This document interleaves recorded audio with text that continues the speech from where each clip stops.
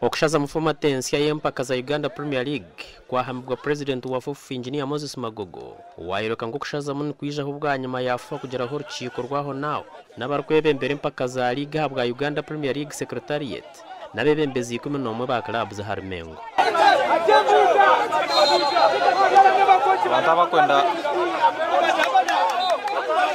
Ogu yagira ngo bwanyuma yo kweta bo mu nciko nyingi zibire zirimo kwetomba ita format agency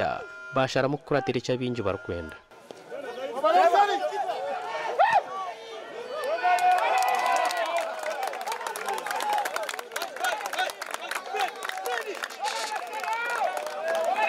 Ekigendererwa ekisinga obunene mu byonna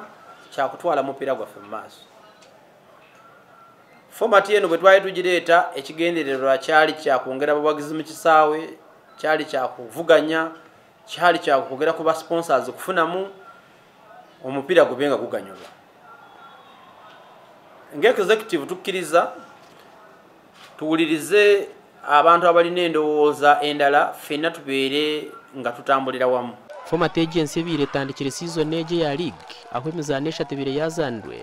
bitwa nke twire hakanisibwa bahagize ku rugo mu ihanga ryona ubwo barakugira ngo tubararebe mpira eje ba champion ba season ehira ba Vipers nabo bakanga kuzana league eje n'izindi club zikirize kuzana konka ziri kugihakanisa awagire club ye awagire league ye kuba kigenderero ekisinga obunene tayinza kuba kigenderero kya FUFA kuba nti abantu tebali mu bisaawe tukimanyi bulungi nti tebali mu bisaawe olw'okuba tetufunye kunnyonnyola kumala ffe tuli bakakafu nti format nnungi erina ebigendererwa ebingi ebirungi naye olw'okuba nti abantu tebafunye kunnyonnyolwa kumala abamu bakikutte bubi ekintu ekirungi ate ne bakifuula ekibi kandi Vipers abakizireyo kuhakanisa enkoreji omuzanisha tino gwabere bazande